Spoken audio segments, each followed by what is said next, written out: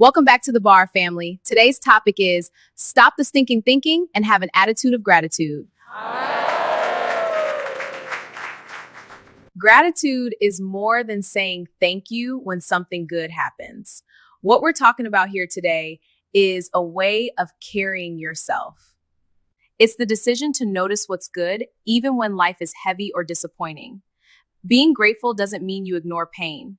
It means you don't let pain become your personality. Some people wake up already irritated, already defeated, already expecting the worst before the day even gets started. And when you live with gratitude, you train your mind to see what's working, not just what's broken. That shift alone can start healing your heart, calming your mind, and opening the door to real happiness. And that's important because a lot of people think happiness comes after everything gets fixed, settled, and perfect.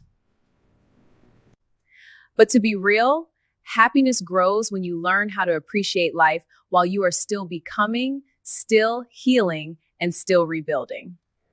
Some of us have spent years rehearsing negative thoughts until they sound natural, normal, and even justified in our heads.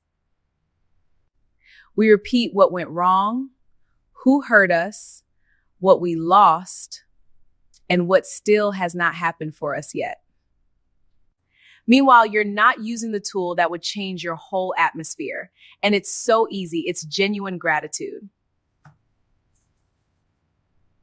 Because what you focus on grows, but when you keep feeding darkness, you shouldn't be shocked when life feels dim.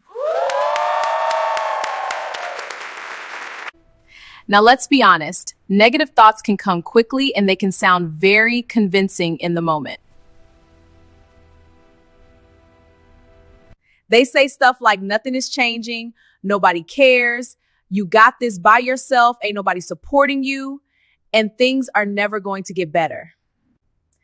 And if you don't challenge those thoughts, you train your brain to think this is truth when it's really not. That's why gratitude has to become your replacement habit. Pay attention to who is and be grateful for that. And watch how fast you forget about who's not. Here's another example. Your mind says, I'm being distracted. Say, no, I'm learning and grateful for this moment to refocus. And that's what needs to be worked on daily right there. Replacing negativity on purpose until gratitude becomes your first response.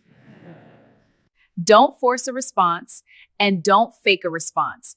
Train your brain to respond in gratitude with a disciplined and intentional response.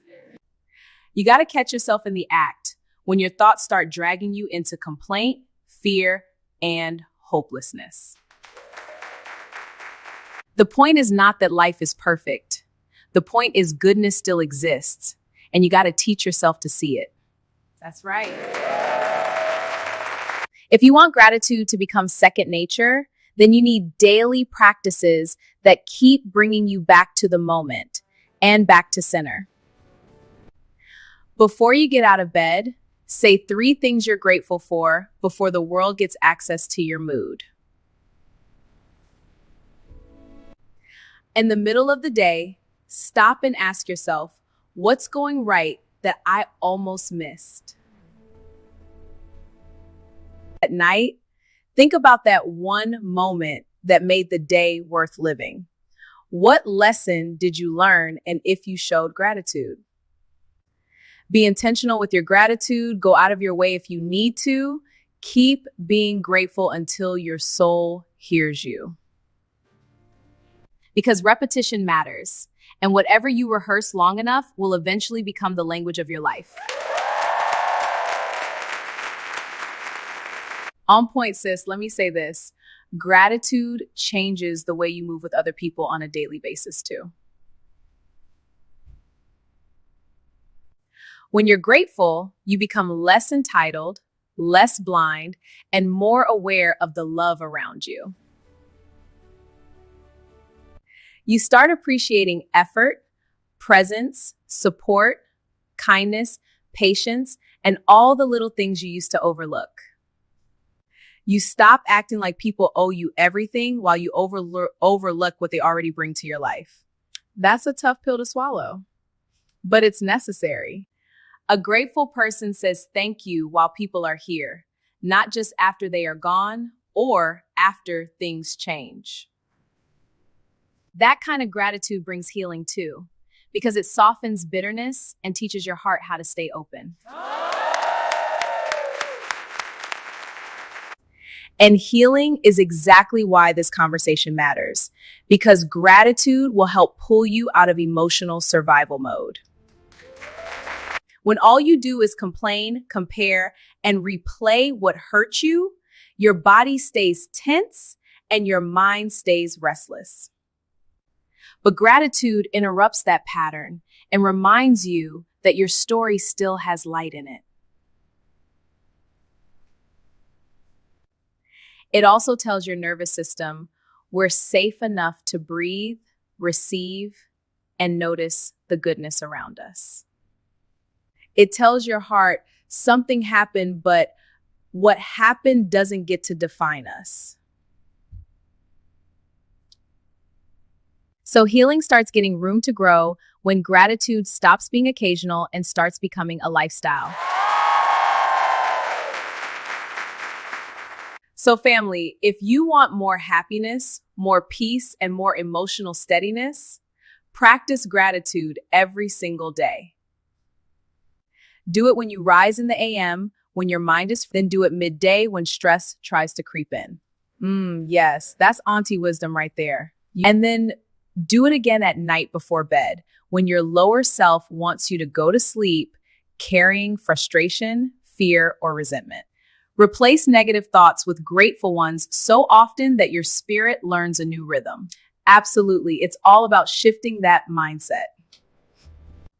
Then pay attention. You'll notice gratitude shows up faster than complaint, and peace shows up faster than panic. Thanks for being here with us today, family. Like, share, comment, and we'll see you next Sunday right here at the bar.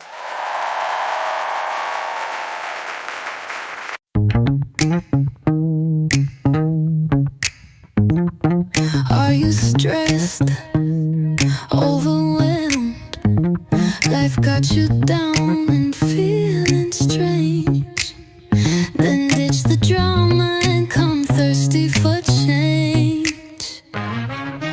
Meet me at the bar with your issues. Meet me at the bar with your issues. That's right, you're invited to the bar, so pull up a chair and get ready to pour out your heart to Coach Ree and Coach V. Yeah, Coach Ree and Coach V, the dynamic duo. They're ready to shake up your perspective about love, life, or money. That's right, they'll help you, honey, get to the root of it all. Get ready for real talk, real